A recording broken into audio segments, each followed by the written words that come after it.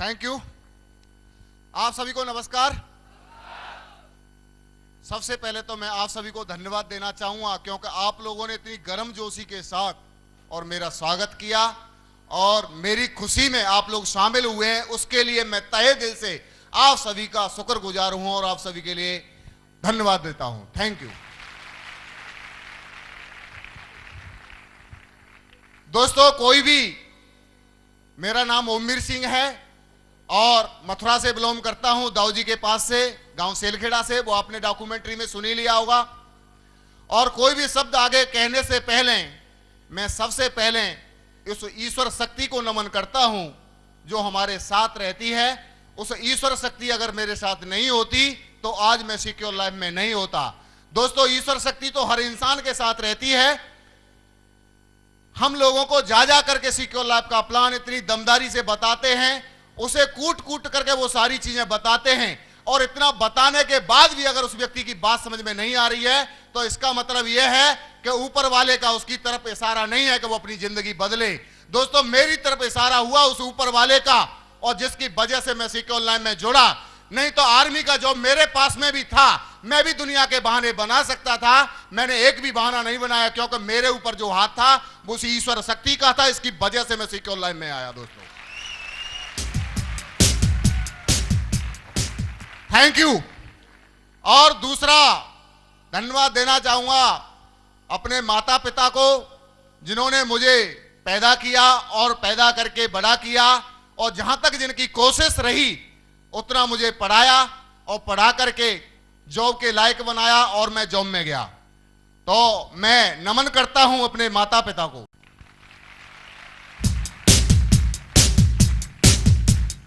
Thank you.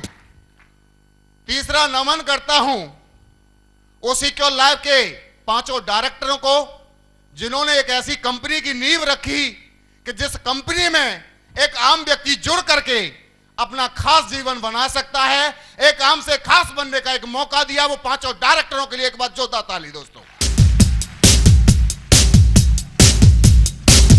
Thank you. दोस्तों, आगे मैं नमन करता हूं मेरे अपलायनों को। मेरे अपलायन हैं मिस्टर शैलेंद्र जी, मिस्टर राहुल सारस्वत जी, मिस्टर जसबीर जी, मिस्टर विजयपाल जी, मिस्टर माधव जी, मिस्टर नरसिंह ग्रेवाल जी। मैं ज्यादातर इन लोगों के टच में रहा और इन्होंने जैसे मुझे इशारा दिया उस तरीके से मैं चलता रहा। दोस्तों, मैं आप लोगों को बता दूं, जैसे एक आम के अंदर एक गुठली निकलती है, आम को खाने के बाद उसके अंदर क्या निकलता है? गुठली निकलती है। अगर उस गुठली को एक बंजर जमीन में फेंक दिया जाए तो वो गुठली की गुठली रह सकती है, मगर दोस्तों उस गुठली को उठा करके अगर नमी वाली जगह पे अगर रख दिया जाए तो गुठली जो है एक दिन जो है पौधा बनेगी और पौधा बन के वृक्ष बन सकती है। दोस्तों, उस वृक्ष पे भी फल लग सकते हैं। दोस्तों, मैं ऐसी जगह पे पड़ा हुआ था जहां से मैं वृक्ष नहीं बन सकता था, पौधा तो बन गया था, मगर दोस्तों मेरे को एक ऐसे शख्स मिले जिनकी वजह से और उनकी गाइडलाइन में काम करते हुए, मेरे जो मेंटर बैठे हुए हैं इनकी गाइडलाइन में काम करते हुए, दोस्तों मेरे अंदर ऐसा कुछ भी नहीं था। इन्होंने मुझे एक ऐसा इंसान बना के खड़ा कर दिया क्योंकि फौजी आदमी पे ये बातें नहीं आती हैं जो आज मैं आप लोगों को बोल पा रहा हूं।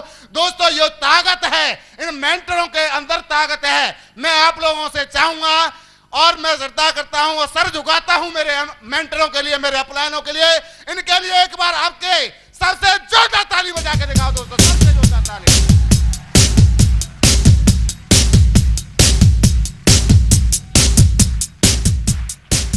Thank you. और दोस्तों, मैं मेंटरों के बारे में 2 शब्द बोलूंगा। मैं शैलेंद्र जी की बात करूं, शैलेंद्र जी इतने समझदार और इतने सीरियस व्यक्ति हैं इस बिजनेस के अंदर कि किसी भी व्यक्ति को कैसे आगे ले जाना है, अगर कोई व्यक्ति अगर छूट रहा है उसे कैसे आगे लेके जाना है, ये अगर सीखना है तो हमारे शैलेंद्र सर से सीखिए।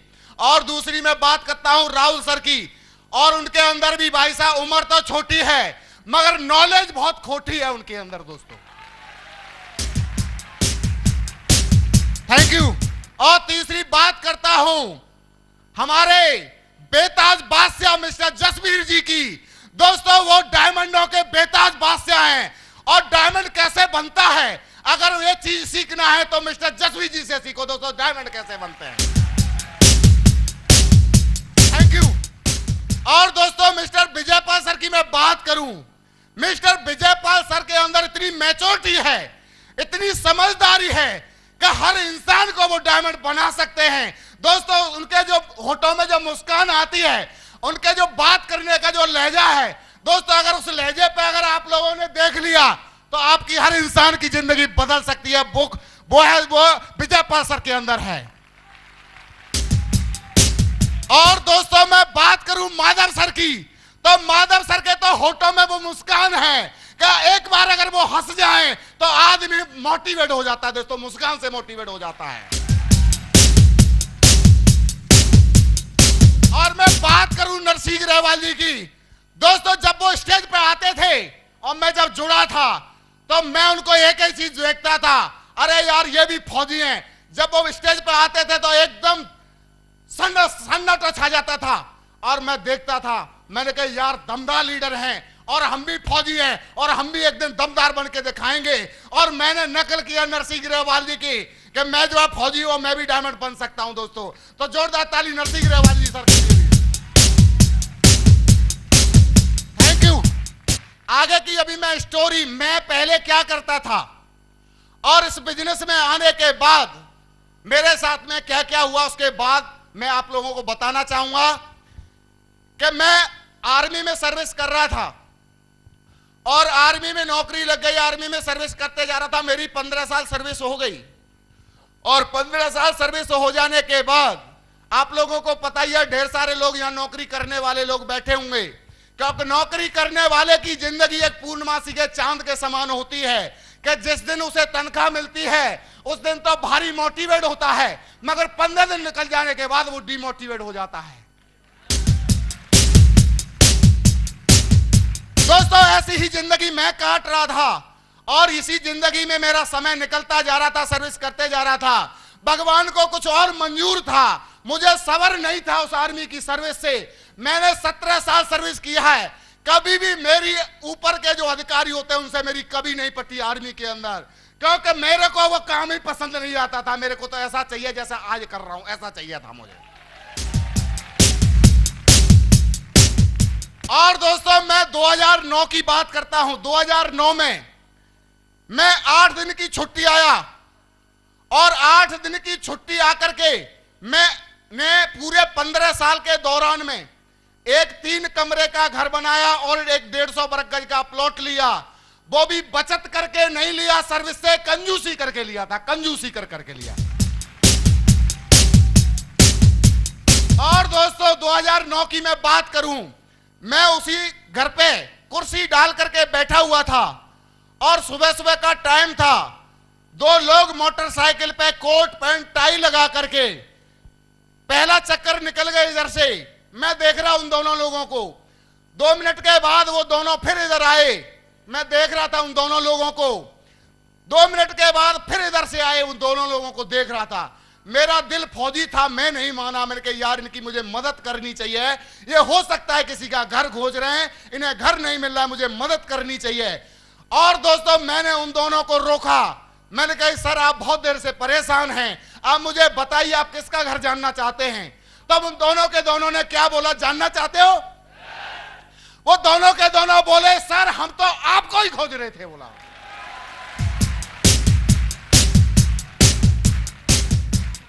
Thank you. मैं बोला मैं तो आपको जानता ही नहीं हूं, आज पहली बार मिले, मुझे क्यों खोज रहे हैं, क्या काम है? बोला आपके घर में बैठ के बताएंगे। बोला और दोनों के दोनों मेरे घर में घुस गए और एक कमरे में कुर्सी डलवा करके वो भी बैठ गए और मैं भी बैठ गया। और उन्होंने सीकर लैब का प्लान मुझे दिखाना शुरू कर दिया। और मैं बोला, मैंने कहा ये कागजों पे चलता है, ग्राउंड में नहीं चलता है। भाई साहब कागजों में तो लाखों करोड़ों की बात की जा सकती है, ग्राउंड में नहीं होता है। मैं कन्याकुमारी से लेकर के कश्मीर तक घूमा हुआ हूं, फौजी हूं। तुम कल के लड़के मुझे क्या बेवकूफ बनाओगे? मैंने कही थैंक यू। वो लोग बोले सर हो सकता है उम्र आपकी ज्यादा है, मगर तजुर्बा हमारा ज्यादा है। मैं बोला तजुर्बा अगर आपका ज्यादा है तो मैं बातों पे भरोसा नहीं करता, मैं देखना चाहता हूं उन लोगों को जो यहां से लाखों कमाते हैं, मैं देखना चाहता हूं। और दोस्तों उनमें से एक शख्स ने संडे के दिन मुझे मोटरसाइकिल में बिठाया और आगरा के अंदर सूर सदन में उसमें अवध बैंकेट हॉल में ले जाकर के प्लान दिखाया और मैं पीछे जाकर के कुर्सी पे बैठा हुआ था और जैसे ही वहां प्लान चल गया तो प्लान तो मैं घर में ही देख चुका था। और लास्ट में जाकर जब टेस्ट मनी हुई और टेस्ट मनी में जब क्लोजिंग हुई, क्लोजिंग में उस दिन जो है कपिल देव जी आए थे इंजीनियर साहब क्लोजिंग करने के लिए, उनकी हाइट इतनी और मेरी हाइट इतनी, और उन्होंने बोला मैंने कमाया यहां से 1 करोड़, और जैसे ही 1 करोड़ का नाम सुना मैं अपनी चेयर से 1 बिलियन ऊपर उठ गया। Thank you. मैं बोला छोटा सा आदमी यार, मेरी तो हाइट बहुत बढ़िया है और मैं तो मोटा भी बहुत हूं। मैंने कहा ये इतने कमा सकते हैं तो मैं ज्यादा कमा सकता हूं। मैंने उन सर से बोला, मैंने कहा सर मुझे करना क्या पड़ेगा? सर बोले फॉर्म भरो। मैंने कहा जल्दी भरो, देर मत करो, सबसे पहले भरो। और उस दिन सबसे पहले मैंने फॉर्म भरा। अब फॉर्म भरने के बाद और घर गया, घर जाते मैंने फोन, उन्होंने मेरे को फोन नहीं किया डीडी के लिए कि डीडी ले जाओ, मैंने खुद फोन किया राहुल जी को, जसवीर सर को, सर मैंने कहा मेरी डीडी ले जाओ, मैं पैसा ले आया हूं। मैंने खुद ने फोन किया। ईश्वर इशारा कर रहा है, मुझे पता नहीं क्या होने वाला है, मैं तो आग में कूद रहा था, मुझे नहीं पता था, पहले ऐसा कभी नहीं पता था, पता नहीं कौन इशारा दे रहा था, मुझे नहीं पता था। और बुला करके मैंने डीडी दी और जैसे ही डीडी दी मैं बोला मैंने कहा अब 2 बनाने पड़ेंगे, अब बनाने पड़ेंगे 2। तो मैंने दिमाग घुमाया कि एक साइड में अपना बड़ा भाई है फौज में सूबेदार साहब हैं और एक साइड में अपने साले साहब हैं, बहुत बढ़िया हैं। क्योंकि क्या होता है सारी खुदाई एक तरफ और बीवी का भाई एक।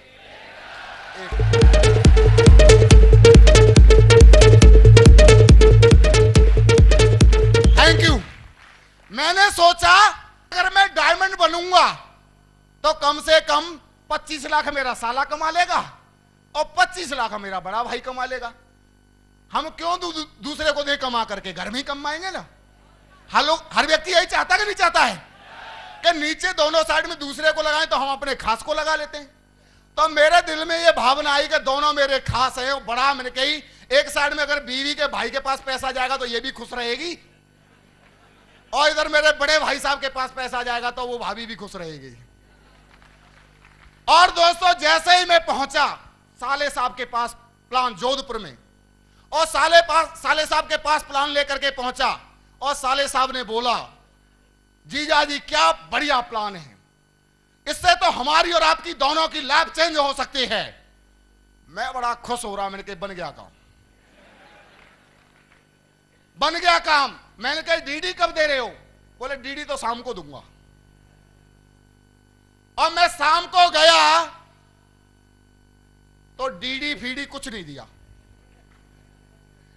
मतलब ये आप लोग समझ जाओ कि लोग बहाना बनाते कि नहीं बनाते, उन्होंने भी मेरे से ऐसे ही बहाना बना दिया। सही है, ऐसे ही बहाना बना दिया। अब मैं सोचा, मैंने कहा यार एक टांग तो कंडम, अब दूसरी टांग वाले के पास चलते हैं। तो दूसरी टांग वाले मेरे बड़े भाई साहब थे, फौज में थे, सूबेदार साहब। मैं बोला मैंने कही ये कम से कम 10-20 को तो ज्वाइन कराएंगे। और जैसे ही जाकर के मैंने उन्हें प्लान दिया और प्लान सुन करके बोले बेवकूफ, तेरे को यही कंपनी मिली, मैं फौज में सूबेदार बन गया, तू भी फौज में सूबेदार बन सकता है, हम दोनों एक ही बाप के पैदा हैं, मैं बन सकता हूं तू भी बन सकता है, ऐसा कुछ नहीं होता है, ये टाई वाले लोग बेवकूफ बनाते हैं, ऐसा कुछ नहीं होता है, कंपनी भाग जाती है। ऐसे करके उन्होंने बोला, मेरा दिमाग हैंग। Thank you. मुझे लगा कि अब दोनों टांग कंडम हो गई, अब क्या करूं? मैंने बोला, मेरे कहा यार 15,000 रुपए गए हैं, मैंने इंश्योरेंस लिया था, मैंने कहा 15,000 रुपए गए, मुझे ये नहीं पता था इंश्योरेंस के पैसे वापस होते हैं, मुझे नहीं पता था उस समय, उससे पहले इंश्योरेंस भी कभी नहीं कराया था।